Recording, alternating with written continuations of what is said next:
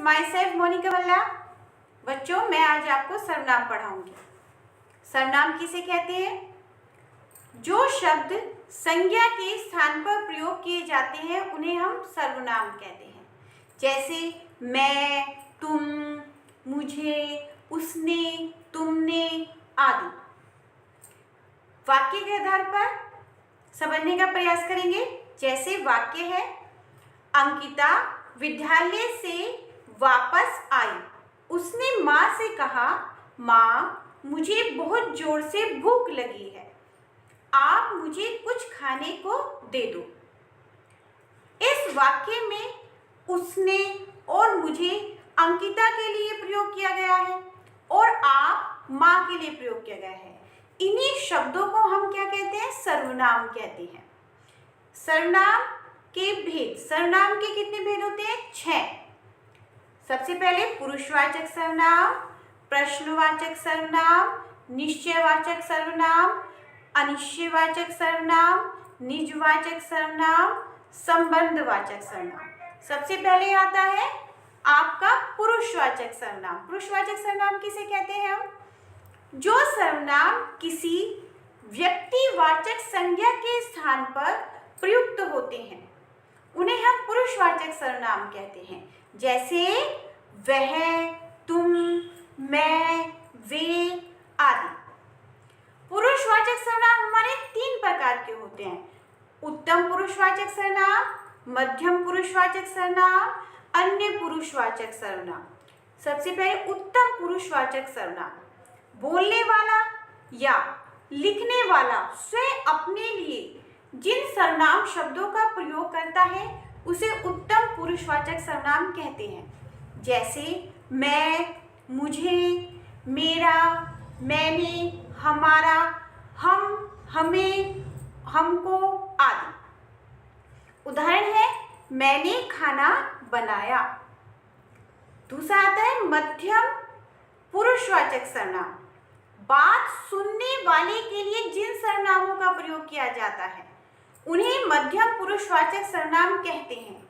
जैसे तुम, तुमको, तेरा, तुम्हारा, आप, आपको आदि। उदाहरण है, तुम्हारा क्या नाम है। तीसरा आता है अन्य पुरुषवाचक सर्वनाम, जिसके बारे में बात हो रही होती है अतः जिसके विषय में हम बात करते हैं उसके लिए प्रयुक्त किए जाने वाले सर्वनाम हमारे अन्य पुरुषवाचक सर्वनाम के अंतर्गत आते हैं। जैसे वह, वे, उसको, उसने, उसका, उन्हें, उन्होंने आदि। वाक्य है, वह विद्यालय जा रहा है। ये है पुरुषवाचक सर्वनाम के 3 प्रकार। अब आता है हमारा प्रश्नवाचक सर्वनाम किसे कहते हैं? प्रश्न पूछने के लिए जिन सर्वनामों का प्रयोग किया जाता है उन्हें प्रश्नवाचक सर्वनाम कहते हैं।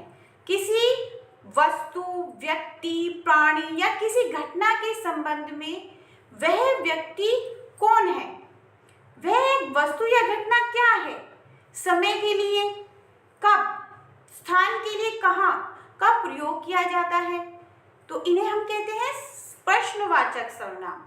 उदाहरण है, आप आज क्या खाएंगे। निश्चयवाचक सर्वनाम।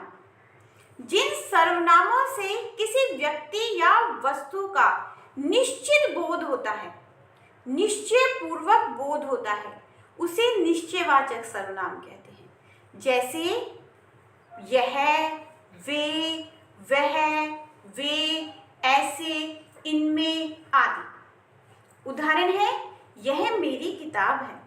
यह है आपका निश्चयवाचक सर्वनाम।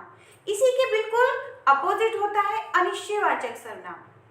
जिन सर्वनामों में किसी व्यक्ति या वस्तु का निश्चय पूर्वक बोध नहीं होता है उसे हम अनिश्चयवाचक सर्वनाम कहते हैं। जैसे कोई, कुछ, किसी, किन्हीं आदि। उदाहरण, कोई खिड़की के पास खड़ा है। निजवाचक सर्वनाम किसे कहते हैं? निजवाचक सर्वनाम जिन शब्दों का प्रयोग स्वयं के लिए किया जाता है उसे हम क्या कहते हैं, निजवाचक सर्वनाम। जैसे स्वयं, खुद, आप, अपने आप आदि। उदाहरण है, मैं वहां स्वयं चला जाऊंगा। ये आपका है निजवाचक सर्वनाम जो स्वयं के लिए प्रयोग किया जाता है। संबंधवाचक सर्वनाम किसे कहते हैं? जिन सर्वनामों का प्रयोग वाक्य के किसी दूसरे सर्वनाम से संबंध प्रकट करने के लिए किया जाता है, दूसरे सर्वनाम से संबंध प्रकट करने के लिए किया जाता है, उन्हें संबंधवाचक सर्वनाम कहते हैं। सर्वनाम की रूप रचना। कारक, कारक हमारे होते हैं 8, जैसे कर्ता, कर्म, कर्ण, संप्रदान, अपादान, संबंध, अधिकरण। वह के आधार पर, वह शब्द के आधार पर हम कैसे रचना करेंगे? कर्ता ने कर्म को कर्ण से संप्रदान के लिए, अपादान से संबंध का, की के, अधिकरण में और पर। वह शब्द है एक वचन और बहुवचन के आधार पर। उसमें बनेगा एक वचन में कर्ता वह, उसने, वे, उन्होंने, तो यहां पर आपका आ रहा है ने।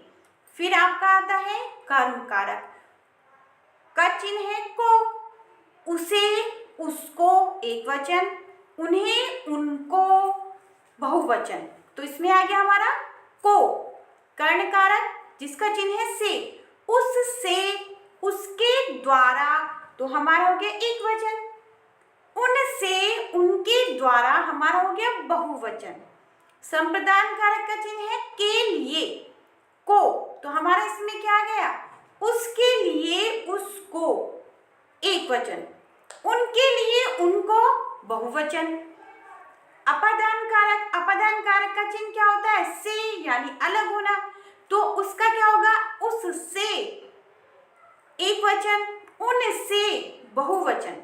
संबंध का चिन्ह होता है, संबंध कारक का चिन्ह है का, की, के, तो इससे बन गया उसका, उसके, उसकी, तो एक वचन। उनका, उनको, उनके बहुवचन। अधिकरण कारक का चिन्ह होता है में और पर। उसमें, उस पर एक वचन, उनमें, उन पर बहुवचन। धन्यवाद।